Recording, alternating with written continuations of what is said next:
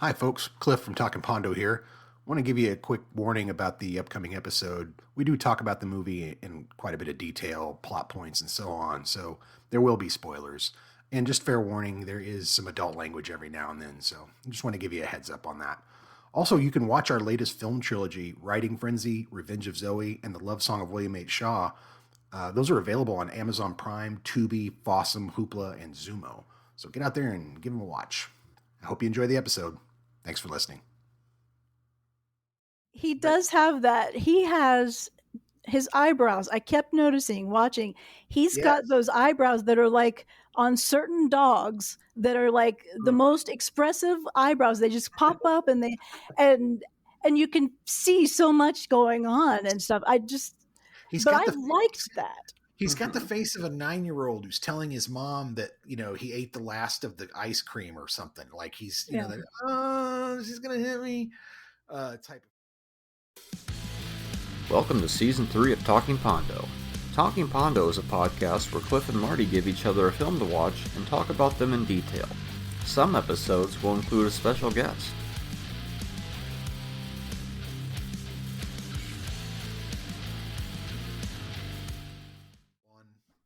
All right, that's us. We're back. We are back. It's Season 3. It's finally happened. Season 3, Episode 1. Yes. Talking Pondo. We brought you a special guest. With guest. Yes. We told you in that intro sometimes there will be a special guest, and today is one of those days. Because what better way to start Season 3 than with a guest? Uh-huh. And it's the first time we've had somebody who was on the Making Pondo format come back and participate in Talking Pondo with guests, the movie reflection format or whatever you want to call it. And that is Jessica Stone, Biscuit herself, back again. Ooh. Hello. Thank you. I'm so excited to be back here. Yep, we're excited to have you back. And I'm honored to be the first of Season 3. Well, we figure we know you kind of like the podcast, like listening, and we figured you'd probably be a pretty good guest. You have an interesting take on things, and this first film you brought us surely was an interesting one. So we may have you. Who knows? We'll have you on as much as you want to come on. All right. Cool. And before we get into the festivities of the day, here's another of a new format that's getting more popular. Viewer mail is back again. Oh, viewer mail is back. Awesome. So it's not much of mail, but it still counts. Any response, I'm counting. So this is to our episode on Before Sunset in 1917 also. But I think they were talking about Before Sunset. It's Connor Patrick Griffin. You remember him. He's been in a few horror movies. He just writes remarkable. So I don't know if he means the episode, the movie choice itself, or the fact that we did an episode about the movie. But either way, I'll take it. I think maybe he just loved our comments about it so much that he found it remarkable. That remarkable. That was a fun episode because we had different takes on 1917 anyway. Boy, did we. I mean, I still liked it though. Yeah, you gave it. That's the most surprising part of that episode is that you basically call it a video game and you kind of drag it for the whole episode, and then you're like 3.5 stars. Yeah. Like, it might not be for me, but I'm going to respect that it's still good. Yeah, I like that movie quite a bit. Strangely enough, viewer mail once again. I love it. Viewer mail. So, let's see. Keep writing in, folks. Yeah, keep writing in. We'll keep mentioning it. Over and over and over again, no matter what you say, pretty much. Well, maybe there might be a limit, but you can test us, I guess. So the commonality between today's movies, it's a thing that we tend to play with a little bit, but now that it's Season 3, I think we're going to make it a little bit more of the format. Yeah, what do these movies have in common? Exactly. There's a couple of things, but I think the main one is probably like an identity crisis is going on in both movies in different ways. One movie, Waking Ned Devine, is about people pretending to be who they're not. And the other movie, Onyx the Fortuitous and the Talisman of Souls, is about somebody who is pretending to be someone who actually is the person they're pretending to be. Spoiler alert. So, right? Because he's like, I am the Fortuitous. No, I'm not the Fortuitous. Turns out you are the Fortuitous. So, you, sir. Spoilers. A lot of spoilers here. Yeah. Oh, we're going to spoil the shit out of this movie for sure. Another minor thing that I think they had in common was they both have distinct styles of humor that if you're not on board, it might be difficult for you. But if you are on board, you might completely fall head over heels with it. Yes. Yeah. No. Well, that's a good point. Yeah. And those are good commonalities too. I think that the idea of it, I feel like the Onyx guy is impersonating. He's trying to be.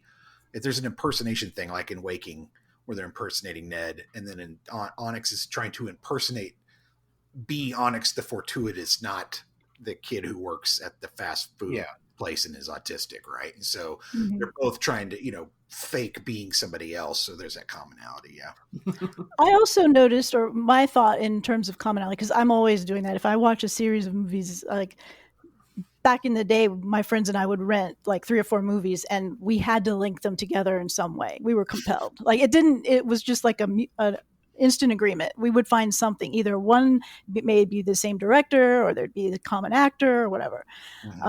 And in these two, I kind of saw it as explorations of friendship and unexpected places of friendship or relationships that, it's like, you make a good point there. Yeah, I really looked at it from that. I saw trends in that. They're expressed differently, but in the end, they all come together, or mostly come together. Yeah, you're right. Onyx does make friends. Yeah, end up making friends, and you're right. There's weird friend Ned Devine. It becomes there's weird friendships that form. Yeah, and the whole town basically becomes friends, except for has to in a way. Yeah, yeah. Except for the poor woman that they killed. Except for one person who she just wanted to do what was right, damn it, and she got killed for it. Oh, she was nasty. Snitches, fucking stitches. That's how they work. She got the TARDIS, and that was it. So she flew away. So all right. So I've never seen a movie that I feel anyway that was created out of part social influence, part crowdsourcing, and part fan convention community before. But what is the Ernest P. Worrell, Elvira Borat type film, Onyx the Fortuitous? You want to start with that, or you want to work through Ned Devine? Because I get the feeling we may be talking about Onyx a little bit longer. I think we should do Ned Devine first, honestly, because I want to save the best for last. That's my opinion. But I'm open to that. So let's do Ned Devine. 30 years ago, there's a movie that comes out that people were fawning all over themselves about, and you watch it for the first time when it's 26 years old, and you go, well, that's cute. What is Waking Ned Devine, or Waking Nick Levine? Waking Nick Levine, Waking Ned Devine, or just originally titled Waking Ned, is from 1998. It's PG. That, Waking Ned. I think that's better, actually. It's an hour and 30 minutes long. Here's your log line. When a lottery winner dies of shock, his fellow townsfolk attempt to claim the money. This is directed and written by Kirk Jones off of a little 10-minute film that he made. Stars Keith Fitton, David Kelly, and Fanula Flanagan. Your storyline: the lucky winner of the national lottery is Ned Devine, so taken by his good fortune that he now can't be waked because he died from the shock of it. News of the win spreads quickly in the scenic little Irish village of Tullymore, but not the secret news of Ned's demise. With lottery officials closing in to confirm the prize claimed by the deceased Devine, Ned's closest friends scheme to keep the prize money close to home, in memory of Ned, of course.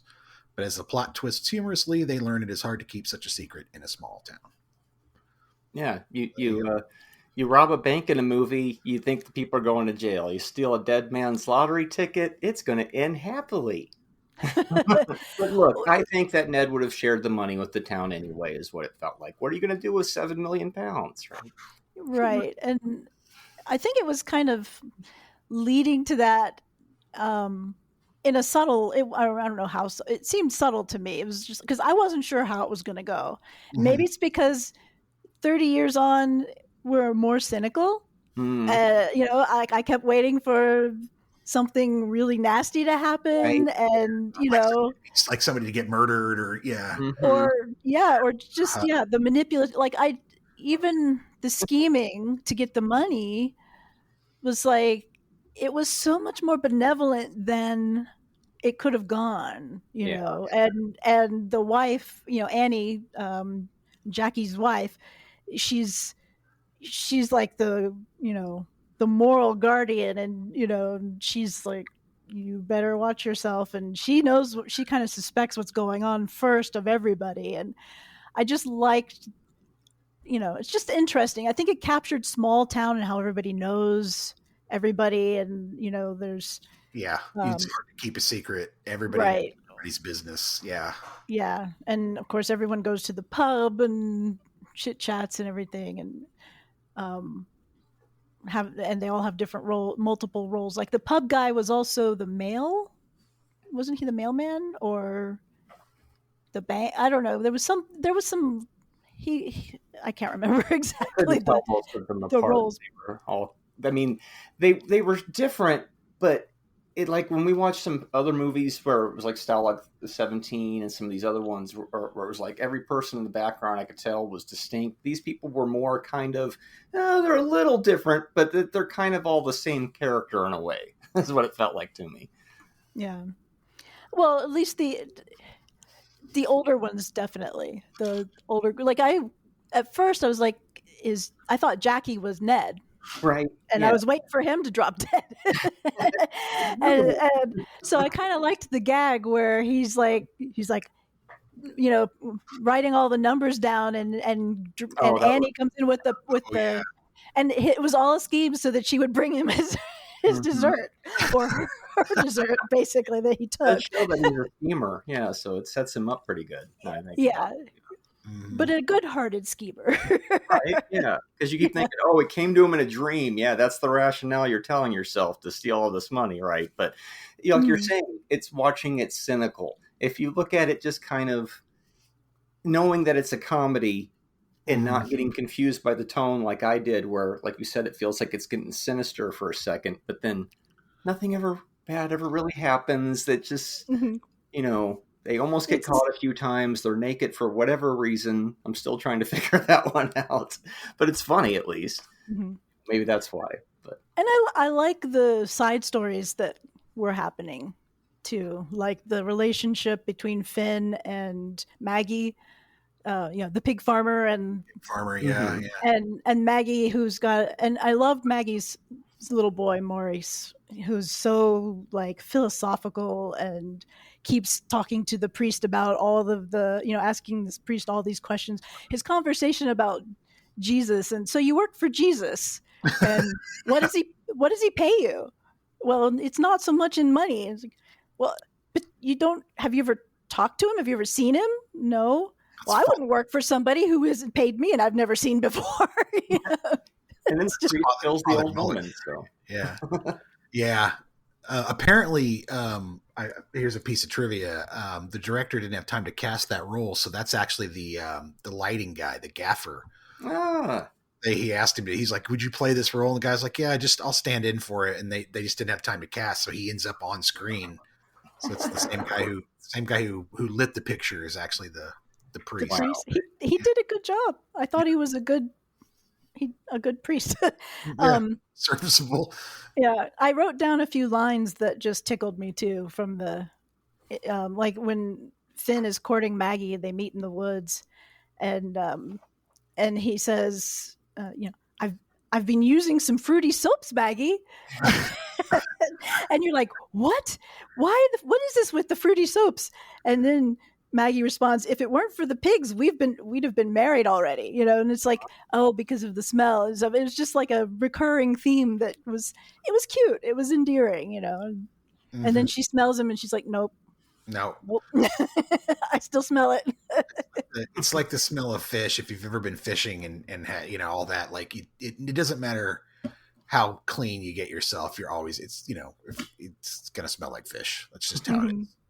Now, speaking of that kid, at the end of the movie, we suddenly get this big blurt of who the kid's real dad is. And I'm left going, what happened? We got 2 minutes of the movie left, and they just laid a lot of catch and release type information on me. Who's the millionaire? Are we giving the kid the money? Catch and release. So yeah. The kid. Well, I was tracing that. Millionaire's son, right? Is that? Yeah. Maurice. Yeah. I was actually like, because it's established early on that they don't know who the dad is, or she won't say. No, and so Finn thinks he's the dad. He insists that he's the dad, and Maggie's not. She's just not telling. And my theory, I actually made a note was that I bet it's the priest. That was because the kid kept talking to the priest, and it seemed like they had the biggest rapport. So I was like, oh, maybe that's the twist, is that the priest will turn out to be. Yeah. And so it was an even bigger twist. Mm-hmm. Why would Finn? I don't know. I guess Finn at one point and Maggie have had sex. Then, if Finn thinks that they've been intimate, if Finn's like, "I must have been your dad. I'm the father," but she's like, "No, you're odious. You stink. I can't be with you." So I think he recently became a pig farmer. I think that was the impression I got, was that like they had been dating. She loved him. She even admits, "I love you." Right. They'd been dating previously, and then for some reason, maybe she went away to have Morris, and when she came back, he was doing pig farming, and then it just kind of didn't work out. That was kind of my logic for. I got you. Okay. Yeah. Okay. He needs a KN95. The mask. Pigs. Let's see. Looking through some of my other notes about it, I did like the scene when Jackie finds Ned. Figures out when they finally. It's interesting. They built it all up trying to figure out who the lottery winner is, and treating everybody in the town to dinners and gifts and stuff, and everyone's like speculating on who's the one. Yeah, at first it's this weird mystery, and then it turns into this next thing. Yeah, right. And it's the discovery of Ned's face, especially the look of literally a look of divine bliss. Yeah, as he's holding and he's looking up like he's looking up at heaven, and he's holding the ticket, and I just thought, oh, Ned Devine died in divine bliss. And I was like, I guess they did that on purpose. So now you mention it, the kind of courting the whole town, being overly friendly with everybody, only serves to help them when they have to all join together at the end and pretend that dude is Ned. Yeah. Yeah. But what really got me is, why are you having a funeral service for this guy right now? The lottery guy is coming. Couldn't that wait? Yeah. Well, I mean, then the movie wouldn't have happened. They had to have a plot twist. Easy.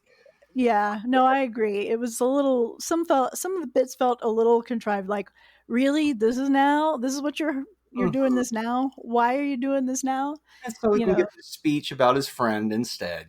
But yeah. And so we can get a guy riding a motorcycle naked. They wanted that imagery in there.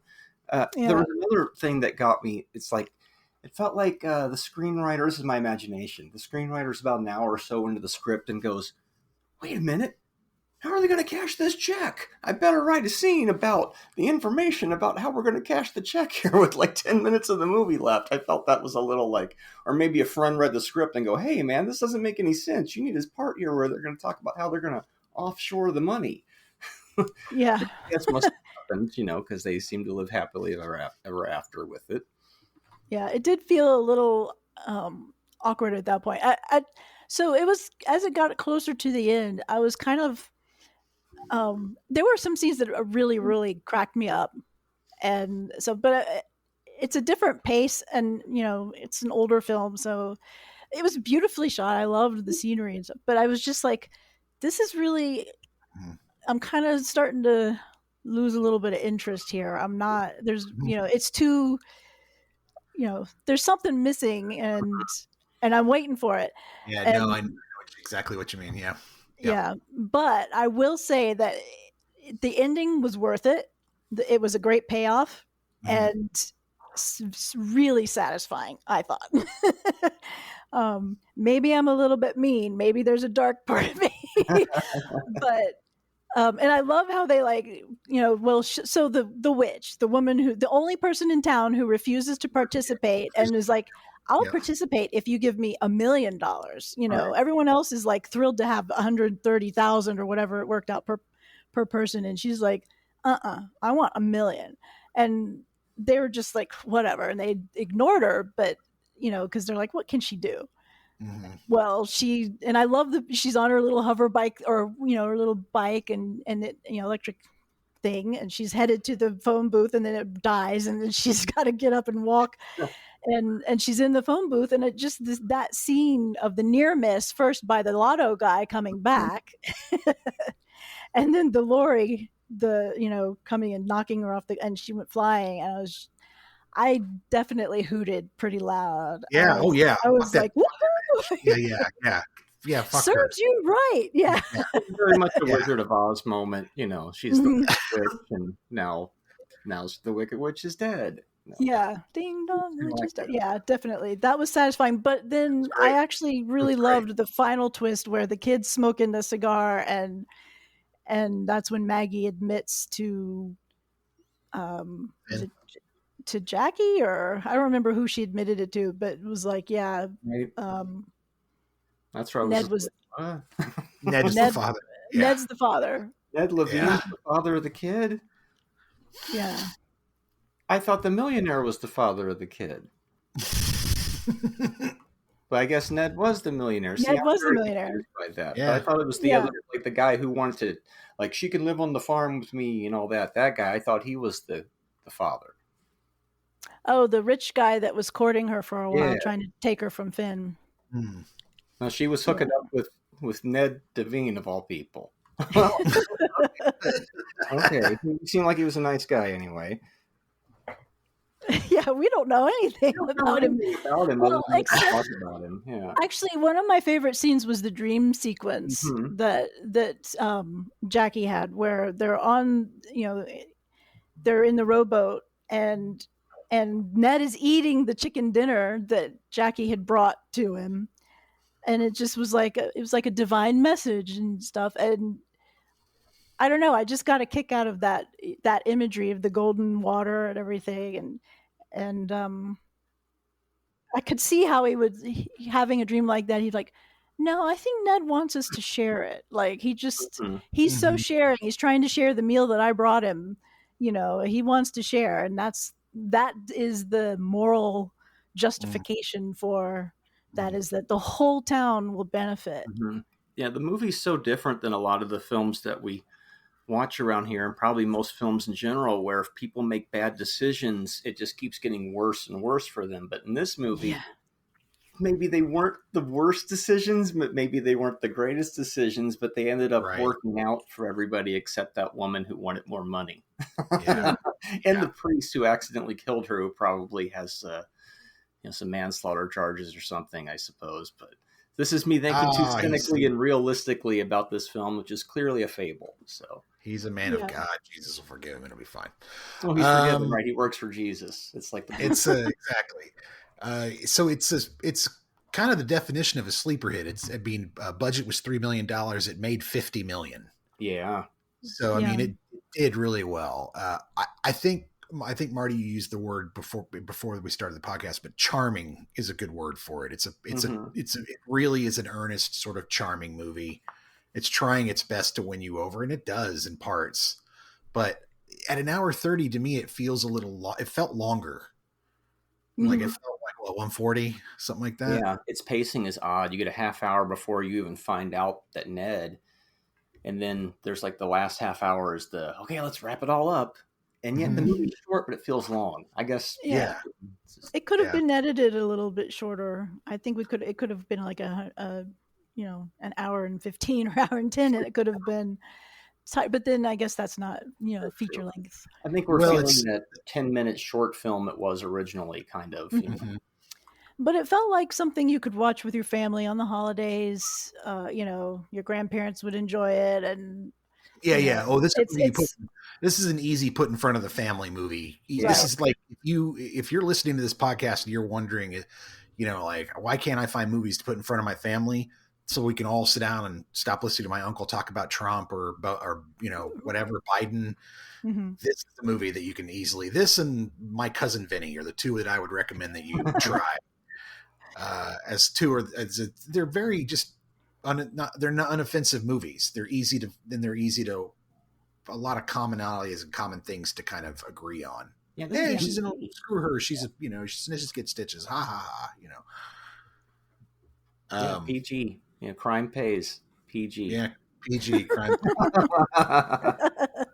So this director Kirk Jones, he did a few other films. He did Nanny McPhee. Oh. Yeah, and then he did My Big Fat Greek Wedding 2. And also What to Expect When You're Expecting and Everybody's Fine. But he's got one in post-production now, but he hasn't done a lot of films. I mean, this one was 98, 27 years. He's only done 6 films. So it looks like he does one about every 4 years or so. Yeah. Yeah, and I didn't really see anybody that I recognized in terms, I mean, obviously it's an Irish film. So, but usually there's a lot of overlap. Like, you see people from Father Ted or on other shows, there's a lot of common actors. And I was surprised that Fionnuala Flanagan? I heard I've recognized definitely. I can't remember. Yeah, I don't know where I've seen her, but I've seen her before. Yeah. Same. I'm the same way. I'm like, I know I've seen you in other stuff. Where have I seen you? Isn't it funny? We picked the week of St. Patrick's Day to watch like one of the most Irish films of all time. That is funny. Yeah, I didn't even. Yep. We did Train Spotting a few weeks ago, a few episodes ago, and all I could think of. And what a contrast! Is what a contrast, and B, what if Danny Boyle had directed this? It would have been a completely different movie. Well, there was semen in that movie too, so for different reasons. So. Yeah. Oh man. So what do you give it? I think I would give it a 3. I mean, it was an agreeable movie. I didn't turn it off. Mm-hmm. It kept me interested enough and curious enough that I was like, okay, I'm gonna, the parts that kind of drag, I was like, well, I want to see what happens. I want to know who the kid's dad is, and I want to know if they pull it off, and Yep. So, yeah. Marty? Oh, I give it a 2. I mean, it's cute, but it was mildly infuriating because I couldn't discern the tone. See, that's why it's good to talk about the movies with you all when it's over, because you're making me realize things a little bit more about the movie that I didn't catch. So if I did sit through it again, it might sit better for me. But I still think I'm kind of be like, yeah, it's, it was good. It's not, like the greatest thing ever, but it's certainly not bad. It's not a bad movie by any stretch of the imagination. It's just kind of there, and it's very pleasant, I think it's a 3. I agree with Jessica. I think it's 3. A little bit better than Middle of the Road. It looks good. It's well shot. The acting's real good. That's good. That's true. Clip. But it's well done. It's again charming. I think it's the kind of movie like you can watch it more than once. Again, put it on with the family. The family's going to like it. It's going to appeal to different age groups. I would say watch it with subtitles on, though, so that you can, because the accent, I had to turn it on because, there were it's easier to read it if you miss certain phrases and stuff. And I think that definitely helped. No, that's a good call. Yeah. Nice. All right. So a 2 and 2 3s. 2 and 2 3s. It's like, is that a full house or 2 3s? Well, no, we definitely have a full house. That's a pair. It is a pair. It's a pair. So, like, sometimes people create, characters, and then eventually that character is built up enough where it's like, let's make a movie so this character has an adventure to go on. That's why I was talking like Ernest and Elvira and the Sacha Baron Cohen characters, for example. And here's another example of that where, strangely enough, I didn't know what this was. Jessica gives us the movie, and then about a week or so before we watch the movie, I start seeing Onyx pop up in things here and there, like at conventions and stuff. I'm like, there's that guy. So his movie's paying off. People are starting to. Mm-hmm. And then I see the movie, and it's like, oh, it's like an origin story. That's why it has the long title. He's Onyx the Fortuitous, and this is the story about the Talisman of Souls. So what is this movie, Cliff? Okay, Onyx the Fortuitous and the Talisman of Souls. 2023, not rated, hour and 48 minutes. Fledgling occultist Onyx and a group of worshippers attend a once-in-a-lifetime ritual at their idol Bartok the Great's mansion. This is directed by Andrew Bowser. It's written by Andrew Bowser. It stars Andrew Bowser, along with Rivka Reyes and Melanie Chandra. It was also edited by Andrew Bowser and produced. And we know the feeling. So the storyline's basically the same. It's the same thing. A fledgling Onyx is a cult group. Yada yada. It's the same thing. Mm-hmm. Demon schools, tiny wines. Onyx is in for one hell of a weekend. Is the tagline. So he crowdsourced the entire. Yeah, $650,000. I think now $650. I think is. It wasn't. He didn't crowdsource the entire amount. So I geeked out on this film. I watched it and then I had to look up all the things because I had never heard of him before. But I was the thing that caught me first was he wrote it, produced it, acted in it. Directed it. That's a lot of work. Mm-hmm. And so my first thought, aside from, hey, it's an indie film, it's a small film with a very small crew that basically was a labor of love, is what I saw it as. Yeah, I know. It felt like something that just worked, especially with what we've been doing, when we creating the Zoe's trilogy. And so that was an appeal to me, but then it's just like so much work. It had to be a passionate, something that was done out of love and passion for the project. And so then I was curious about the background of that and kind of looked Bowser up online and stuff and realized, after the movie, like I went into this movie without even a preview. I saw the title and the cover graphic on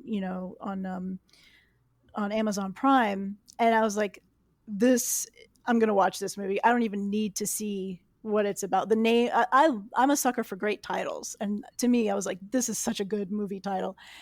And I was immediately curious. So I hit play and I was enraptured from the beginning. I loved how it started. I loved the progression. It feels like an 80s movie. It starts off kind of like a weird 80s monster horror thing. And it's definitely, I think, a tribute and a love song to horror comedies and horror films in general. But so going back to the crowdsourcing and everything, Onyx obviously that character has been around for about 10 years. Yeah. And it was sort of a so Andrew Bowser was an editor, film editor. He worked for a lot of different places, and he kind of enjoyed filmmaking and has done some indie film, other smaller shorts and things. And I think he's an amazing actor. Actually, I'm really impressed with the stuff I've seen on his channel. He's done some really interesting, serious films.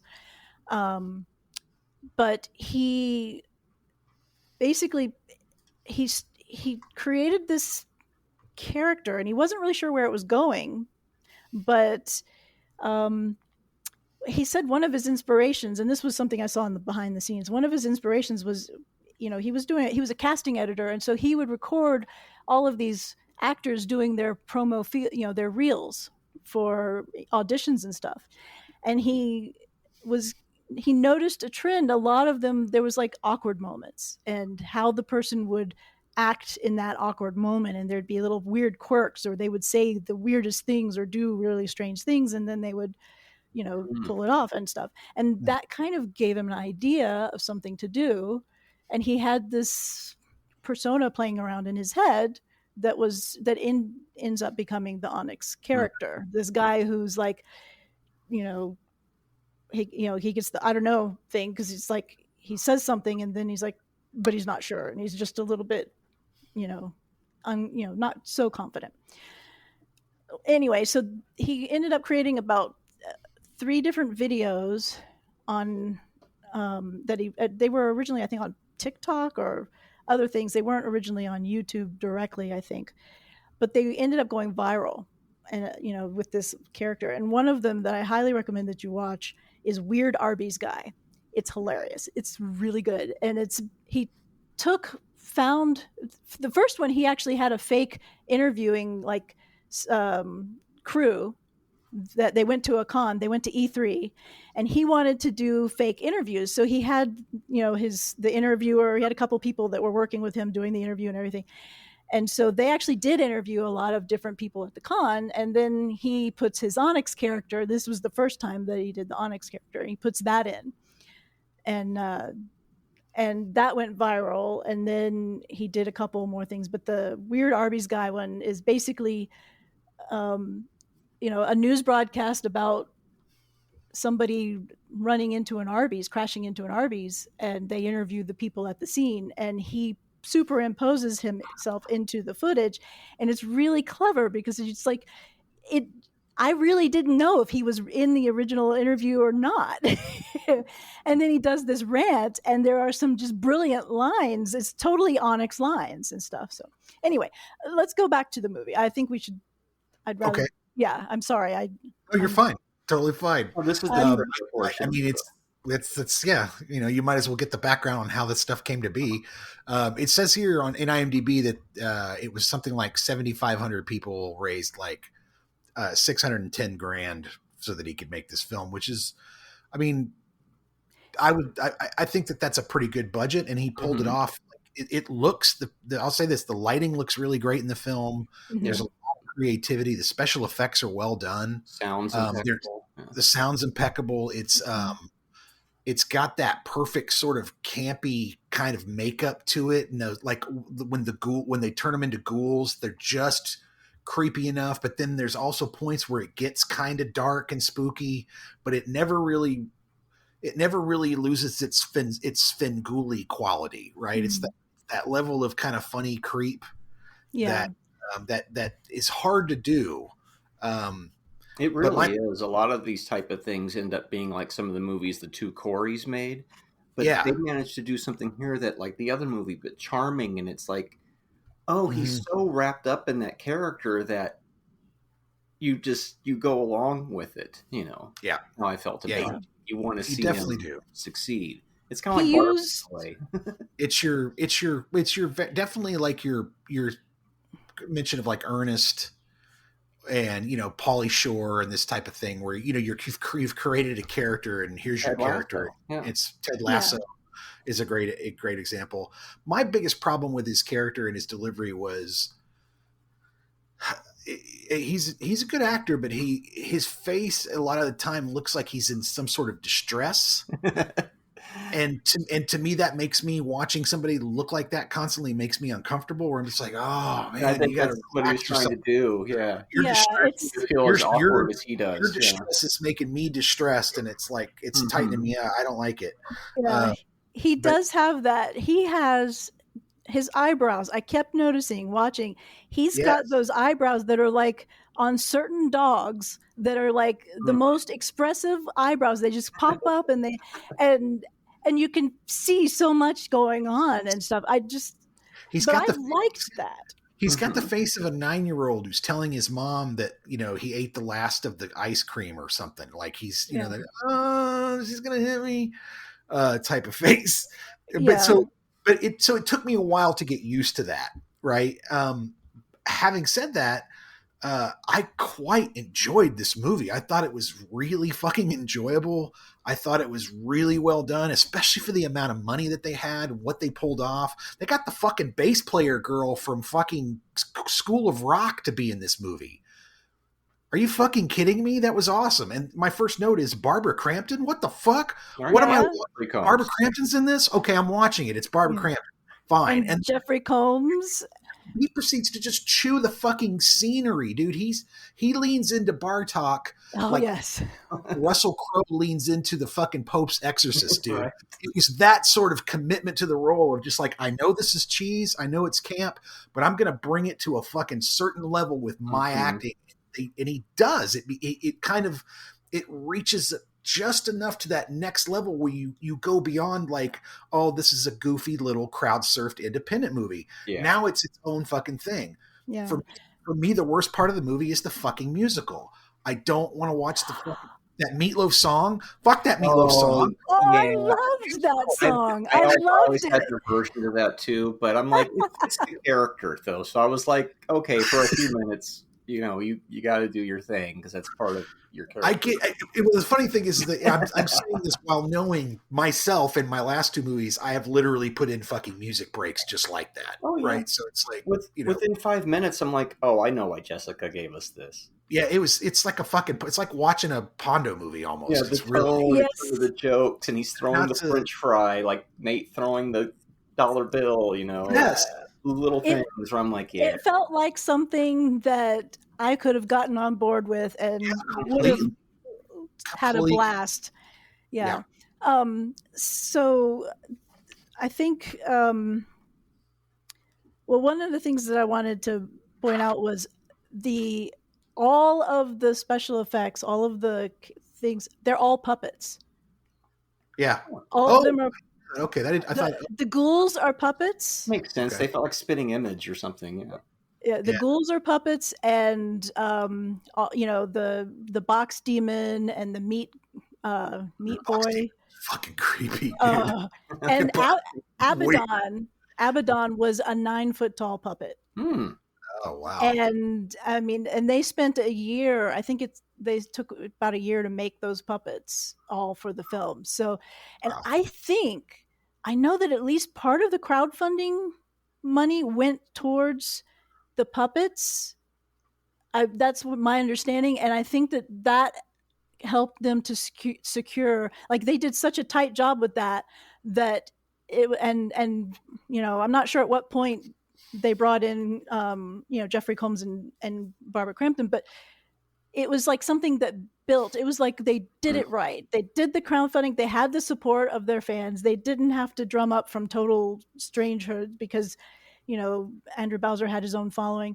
Also, Olivia Taylor Dudley. So hot.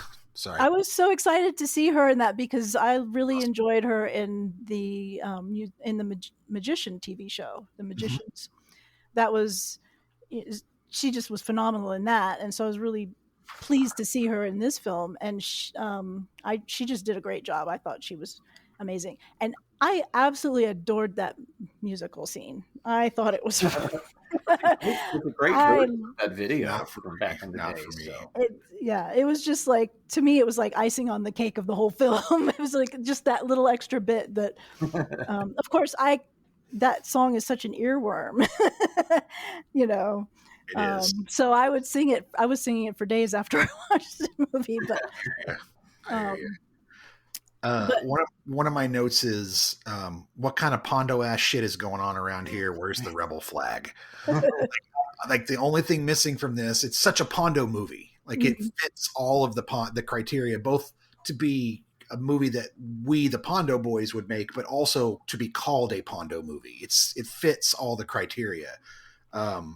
You are the virgin is one of my favorite lines, along with I got to take a big old shit. She just screams in the middle of this movie for some fucking, I got to take a big old shit. It's like, oh my God. I'm watching. And it's, you know, it's a fish out of water. Yeah. He's so fun. Yeah.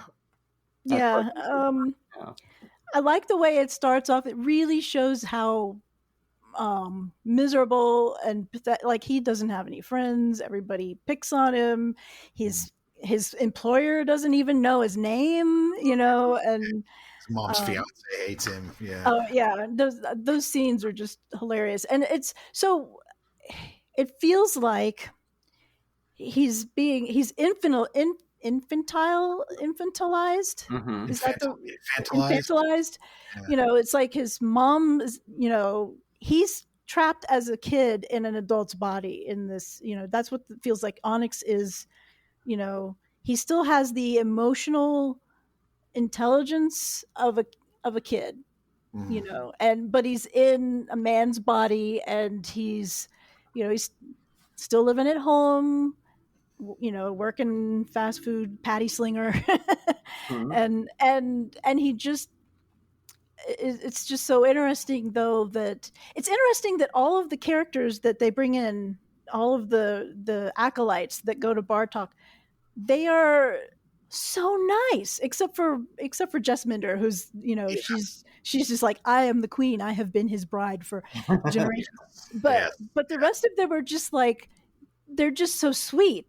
And and every one of them has this little air of innocence, but they're Satanists. They've all chosen to worship the devil for some personal reason. Your husband, you believe in Satan? Yes, basically. Yeah.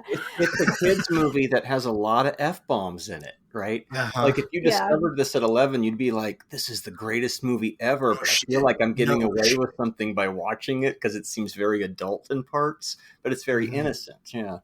And his innocence is why he can save everybody, because they needed that virgin to be part of the ritual. If he wasn't the pure, Onyx the Fortuitous. Yeah, then he wouldn't have been able to pop back out of that hole in the ground at the end in his very triumphant moment. His character reminds me of the Kids in the Hall character a little bit too, with the ball cap, and he would always talk in that kind of. Oh yeah. I can't remember the character's name. I don't either, but was Bruce McCullough the? Yeah, it's Bruce. Yeah. So, that's interesting, because in watching the videos, after the film on the DVD, he mentions that Bruce McCullough was one of his big influences. That totally tracks. Yeah, it does. And I was trying to figure out. I couldn't remember what. I mean, I loved Kids in the Hall, but I couldn't remember which of the actors was Bruce McCullough. As soon as you said that about the little kid, I was like, oh yeah. I remember that. There was that kind of, Yeah. I liked. There were so many things I liked about the film, but I liked some of the one-liners, or some of the lines, like, how can I make your day a bit beefier? At the meat shack, and things like that. Pardon? Marty's Meat Shack. Marty's meat. I thought about that, and that was like, there's another Pondo. Totally. He's wearing a hat with my name on it. This is crazy. Yeah. The effects felt very Ghostbusters 1984. And I mean that in the best way possible. Like, I mean that in the nicest, like, it felt like that was a conscious, like it was a conscious choice to go. It was. I want it to look and feel like this. Zool Dog. That's kind of what I'm looking for. I want that sort of aesthetic, and he nailed it. He listed a bunch of movies that inspired him: Ghostbusters, Gremlins, Fright Night, Monster Squad, Army of Darkness. Gremlins is also a fucking dead nail on the especially puppetry and all just the look and the aesthetic of it. Nailed it. Yeah, that, like you said, that box demon, I think that was my favorite creature. That reminded me of the. You ever seen Your Highness? Mm-mm. You ever seen that with James Franco?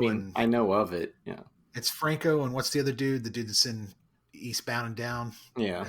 But anyways, the two of them, it's a comedy, and they go to this dude to, like, they're on a quest. They go to this guy, and he smokes a bong, and he's a puppet. He's this weird looking fucking puppet, and he smokes like a hookah or whatever. But he looks a bit like, for some reason, he reminds me a bit of the box monster. I don't know. That's weird. I don't know. The box demon was kind of an idea that was a blend of the guy that actually did the puppetry. It was partially his inspiration, and then and Andrew's. They worked together over evolving that creature. But it was really interesting. 3 people were involved in that puppet. Like, there was someone for the hands, and then someone else was doing the remote for the eyes and stuff, and then someone was working the mouth, and right. Yeah. I can see you as a crafter being very, very into this type of movie because this movie has a lot of that shit in it. Like, oh yeah, costumes especially were fantastic in this film. They were really cool. Mm-hmm. Like, especially once they got all the acolytes like dressed up, mm-hmm. it looked really dope. Like everybody had their own kind of cool look. Onyx had a very cool like pendant robe thing he was wearing, and I really thought that they really paid attention to the minor details like that and really brought the production level of the film up. Yeah. I mean, it looked like $2 million to me. Yeah, the only even remote criticism I could have on the way it looked is it's that thing where a lot of modern movies will do this, and it also made me be like, okay, let's look out for this next time to make sure we don't do it as much, is the middle of the screen is in focus and the background and foreground are always blurred. Yeah. Yeah. And it's kind of like a new, like you were saying, aesthetic. It's a choice that a lot of DPs do nowadays, but it's kind of a run and gun type technique. Mm-hmm. You do it to hide stuff, of course, but Yeah. that's not even really a criticism. If that's the only thing I could come up with, that's pretty good. Right. I liked how they filmed the scene where Onyx is in the wall looking through the painting. Oh yeah. And all of the stuff that's happening in that room is seen from the perspective of the eye hole. So, they don't go, or it's super, super close up on the faces of Bartok and Farah, the demon, and you don't have the whole sense of the big room. I really liked, it kind of felt like it really drew you in. It was more immersive to what was happening. It made you feel more involved in that. Some Scooby-Doo-ish there, looking through the eye hole. Very Scooby-Doo-ish, yeah. Where are the cobwebs at my mouth level? Yeah. Man, 3 or 4 times he pulls that one. Yeah. Oh, these goddamn cobwebs have to be at mouth height. Yes. Are they hitting you in the mouth like this? No. Yeah, it was like he was just cursed to always be struck by the. There were just so many great little vignette scenes and stuff. I love the graveyard. I love I love when he comes out of the pit and it's like he's super heroic, and then you see his battle cat underoos. Well, that's another thing. That battle cat animation was dope because they actually show the battle cat cartoon for a few minutes. I was like, that's fucking cool because getting that animated is not cheap, along with everything else that you're doing. Just to throw that little bit in there, and I'm kind of jealous because I had a 8-bit animation commercial for Love Song of William H. Shaw that we ended up cutting out of the script because we were like, who the fuck are we going to find to do an 8-bit animation? But our Frenzy movie clips are kind of like the version of that in a way. That's true. So during the music video sequence, there's that trippy music video. There's like a cosplay where they're dressed up as like, I don't know, it looked like characters from Rock and Rule or something. Like it was. Anybody know? He's like Meatloaf, and she's supposed to be that character from the Tailspin show, right? Yeah. Oh, yeah. Okay. Because it looked like Cool World, or that's who he's having this fantasy about. It was Tailspin. Okay, that's what it was. Okay. I'm trying to get. I wrote the names down. Yeah. I wrote the name of that character because I had never heard of that before, and I didn't know if it was real or not. It is. So it was Rad. Hold on, where's my note? It is. It comes up as an answer on the Brett Goldstein podcast about what movie aroused you, but it shouldn't have, and people will say like this Tailspin character sometimes, like for like the Robin Hood. Lola Bunny, it's that type of thing where people are, are attracted to the cartoon. Yeah. Oh gosh, where is it? Which really fits his character too. Of course he would be an animated character. I thought that it was cool though that they did do that where they put Olivia Taylor-Dudley into that. Yeah, it was neat. I enjoyed that. I was just trying to place what the reference was more than anything else. So I thought I'd ask people who were smarter than I am. So just another pop culture reference that's people who are about 10 to 15 years younger than us would get in a heartbeat because they know better. I like that they played kind of on the horror angle. It was like kind of like is it going to be a final girl or is it going to be a final guy type of situation, right? Because that's. Usually it's a final girl running around, all that type of stuff. But this was it's a final everybody. And then, except for Onyx Bartok. Well, even he lives. Yeah. So yeah, Onyx does the whole, how deep does that hole go? And then jumps right in, Yeah. Some of those lines are actually from his original shorts that he did as Onyx. In the credits, that they makes show some of a lot that of stuff, sense. right? Yeah. In the credits, you see a few bits of that where it's he's got this the I don't know thing. Part of that line, like what he would do, he would go on this really crazy, elaborate rant with things like um, I don't know. I can't even quote those things because they're just so brilliant. But they just would like. How do you like? I'm amazed that he could first of all create those and then memorize them and just pop them off so fast. Well, And that's one of my notes is that I like to think that I am the king of writing mouthfuls of dialogue for actors to say, and this movie one ups us. I mean, holy shit! Some of the lines are just like, wow, that's a lot of words. It's a lot of words, and then he'll say, I don't know, so and so is cool, and that pattern is actually a pattern that was established in a lot of the Onyx shorts. Like he would go on these rants, and then he would say, I don't know, blah blah blah is cool, and it was, what I mean, it's like he realizes, it's almost like he catches himself and realizes he's been doing that, he's been talking too much again, and so he tries to just shorten it and say, well, it's cool, and make himself more normalized.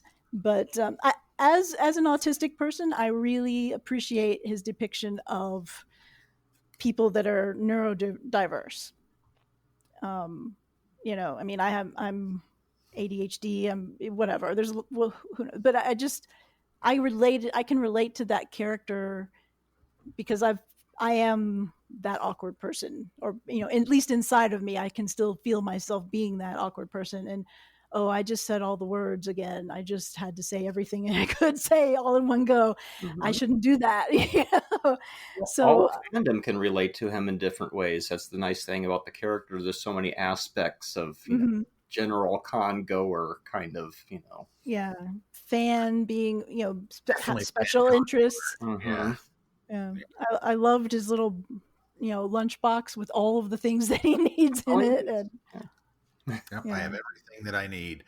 He gets this little tiny bottle of wine out. He takes one drink and puts it away. Not even. It's still, he literally moistens his lips, and that's all. That's all he needed.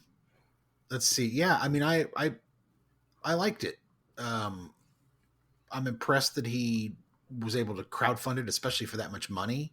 $610,000 is not a ton of money, but if you're making this kind of movie, which he smartly limits to a couple of locations, he does do some very big things puppet wise, and he makes some big, big jumps, some big leaps, and big attempts to do, to bring the movie to do some bigger things than just people talking on screen, and I think he pulls it off. Yeah, that's great. I really enjoyed it. He'd been trying to get an Onyx movie made for a long time, and I think he kept trying to pitch it to different people, and nobody, like I think he had trouble getting anyone to buy in and or who wouldn't compromise it. Yeah. And so he finally realized that he had to do it his way. He had to do it himself, and he had to find the right people. And I'm so glad that he did. The only thing I regret is that I didn't know about it at the time, because I would have totally been a supporter. I would have crowdfunded that. I would have, I would have participated in some way, because it was just, it's incredible. It's fantastic. And I do recommend that you go on to his YouTube channel and watch some of the more serious shorts. There's one film that he did called Worm that it's a feature length. He did it with the GoPro strapped so it was facing his face, and the whole film is done in two complete takes, and it's all with the GoPro on his face. It's a little disorienting because the camera angles and stuff, and he's moving around, but it is super serious. It's, like, I was thinking, okay, I'll check this out. It looks like it might be a little uncomfortable to watch, and it was pretty uncomfortable.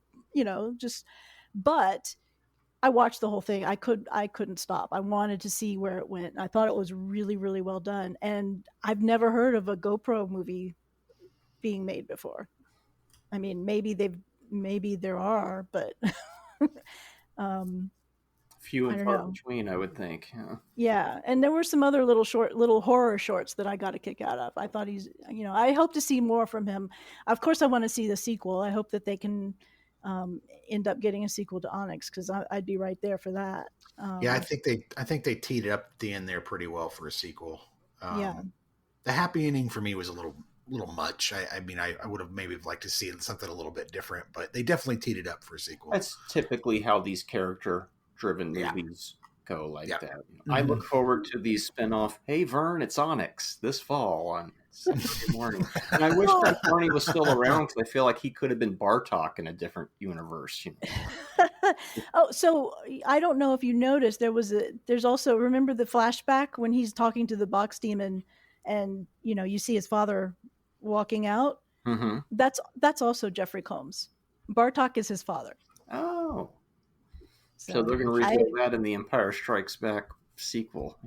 Interesting. Yeah, it was, and that was that's my final note, is that Combs is great in this. You should if you're going to watch, even for anything if you want to watch it, just watch it to watch Geoffrey Combs just chew the scene. Yeah, we must have met them right before they shot this, then, huh, Cliff?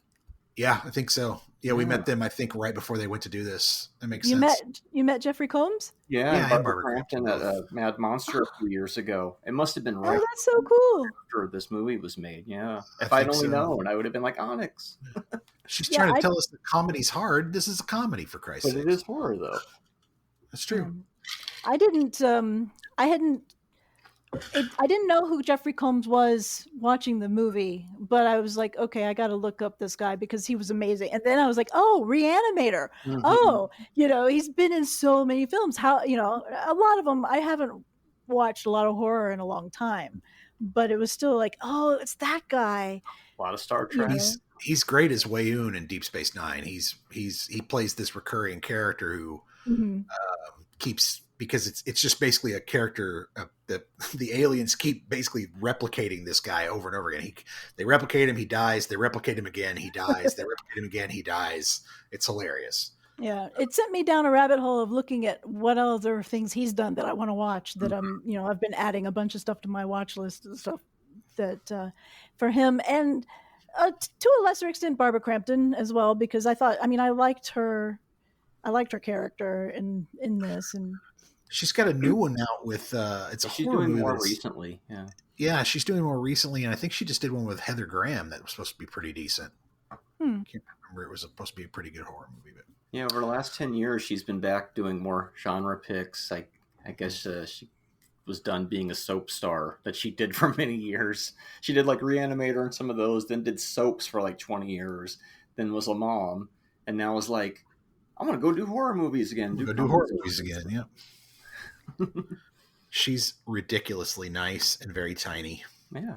And for all we know, watched Revenge of Zoe on Tubi, which you can do too. See how we tied that back in. That's right. Because we gave her a card, I remember. Yeah.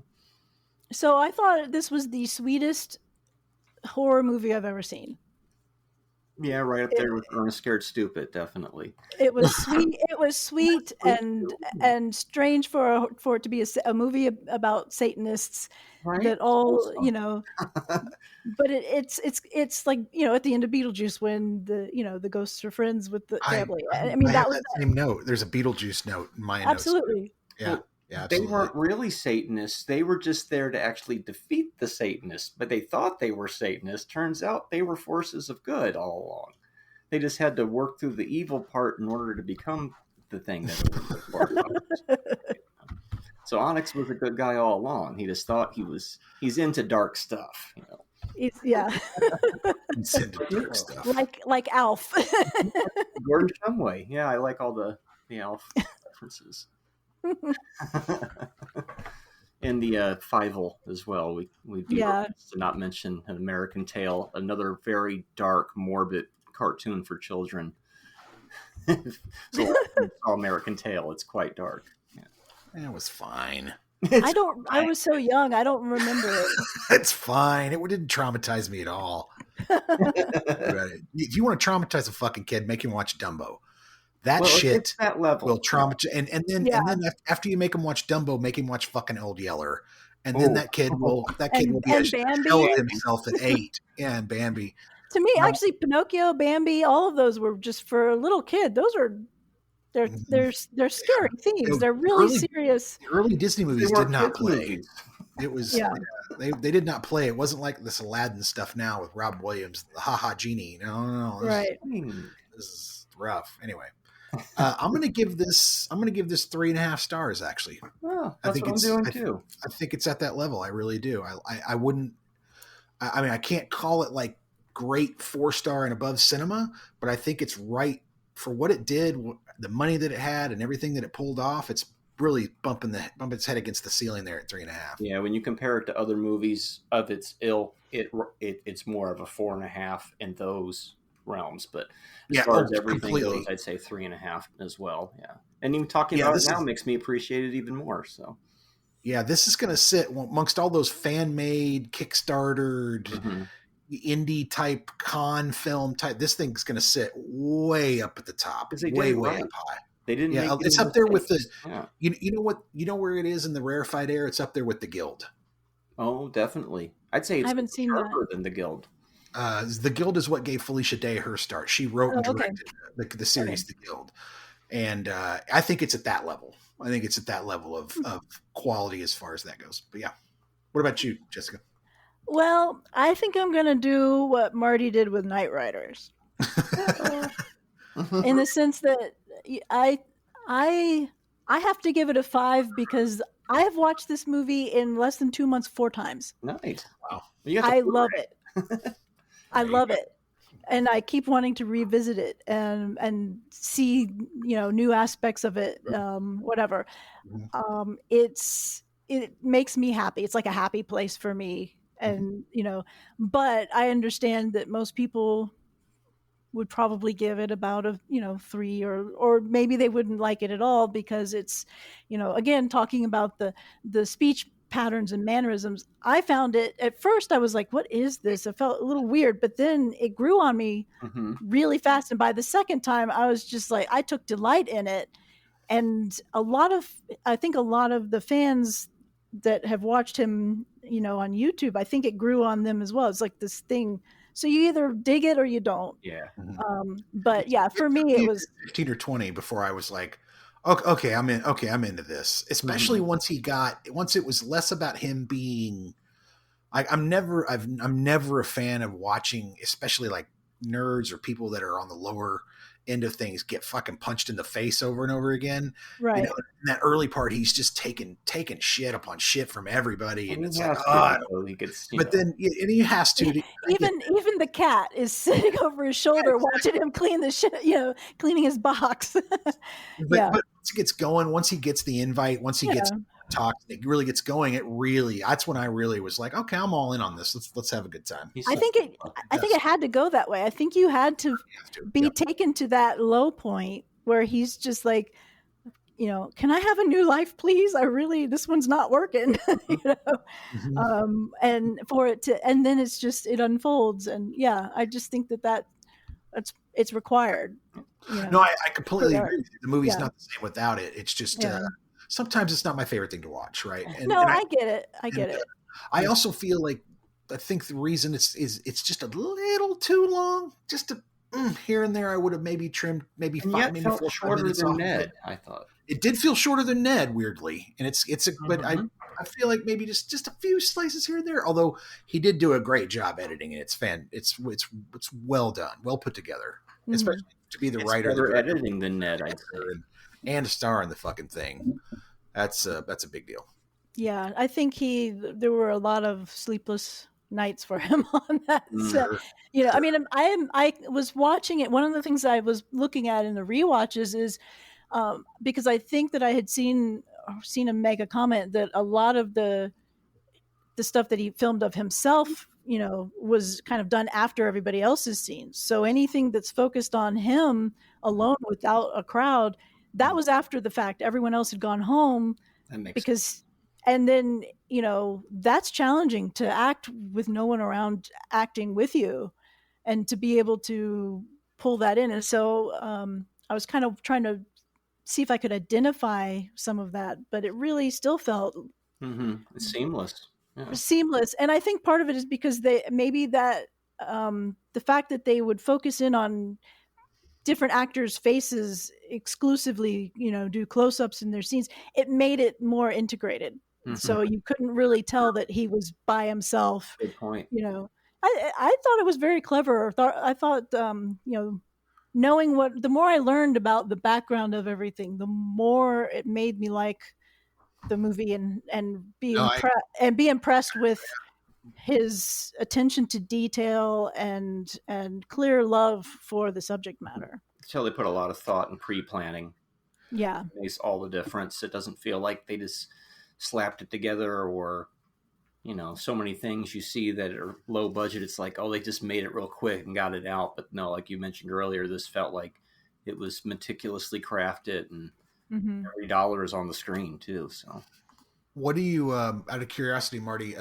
What do you give this? Where do you put this? Because you gave the Late Game a 3, and they're kind of. I'm just thinking about them because they're both kind of writer, director, or actor. Yeah, and I'd say the 3.5 is still right for this, because I lean kind of to a 3 on this one. But thinking more about it, I'm like, they do a few more things that are just a little more going for the it. comedy's Also, that one's not a fantasy film either.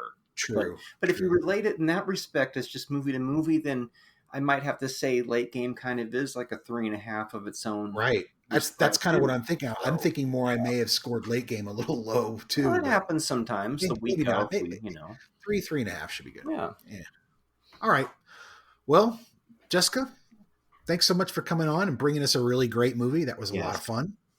Yeah, I'm glad that you enjoyed it. I had some trouble coming up with a film because I had so many choices that I had narrowed it down to like 5 that I kept going back and forth on, but none of them just felt like the one. Oh, you nailed it. And then this one just turned up in my, feed on Amazon, and it was like, oh, here we go. You get more people to watch it too. Yeah. I hope so. I want more people to watch it. I think it's yeah, if you're into that type of stuff, if you like Ghostbusters and if you like all the old 80s kind of horror comedy sort of films, and if you like I think to me that's probably my favorite part, was all of the practical effects, the fact that they worked very hard to do it all. There was actually the puppeteer guy convinced them to do the ghouls also as puppets. And even some of the other most of those were going to be people in costumes. And he was like, I think only the box demon was originally, and maybe the meat guy was originally going to be puppets. But then he's like, no, they all need to be. And he won. He made a convincing argument. And I mean, try to imagine Abaddon as threatening and daunting if it's a guy, even on stilts. It's just not going to be. A guy in a suit is not going to be a good Abaddon compared to that freaking. It also gives the film its look.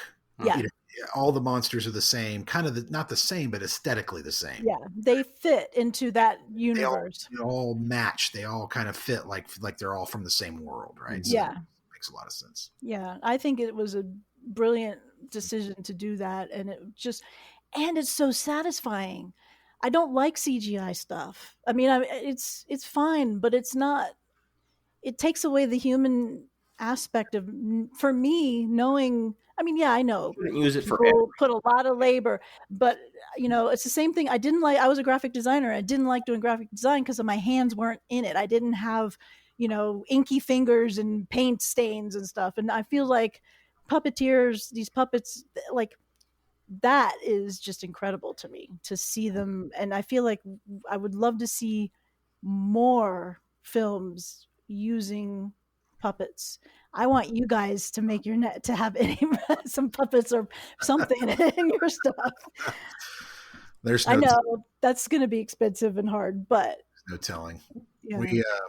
There are some weird similarities in this movie that have to do with what we're working on that Marty and I both were commenting on, and we'll fill you in later on that later. I think it's because we all pull from the same influences. I agree. Yeah. I agree.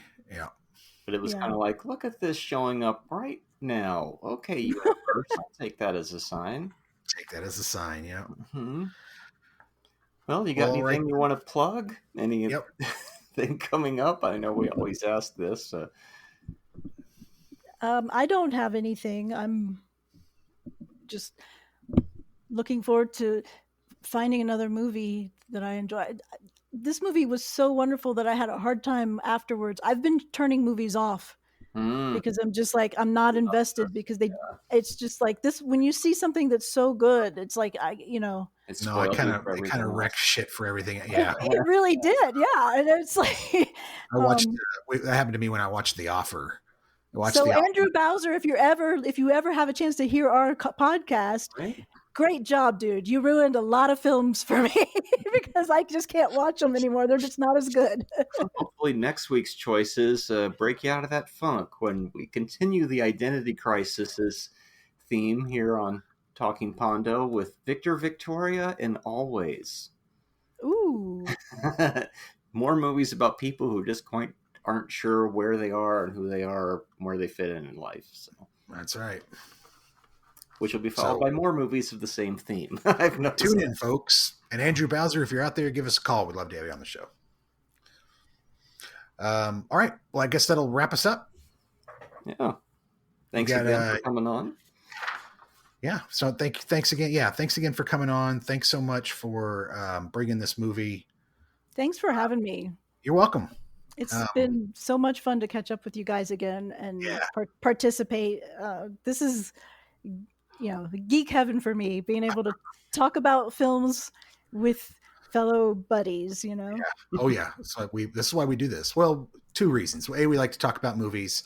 B, we figure we talk about this stuff, we might as well record it, and C, it forces us to watch movies we haven't seen before, which is also a big part of it. And I've learned, you brought this movie on, which is a great one. I mean, another guest introduced us to Sean Baker, so we're getting these great films that he just cleaned up at the Oscars with a $6 million movie called Honora.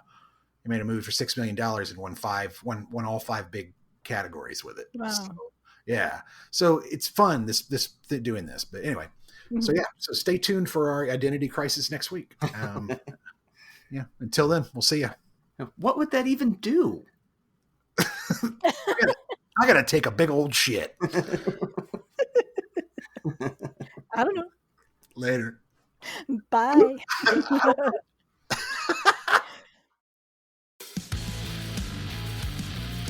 Don't miss an episode. Make sure you subscribe to the podcast, like us on YouTube, or give us a 5-star rating on the podcast app of your choice.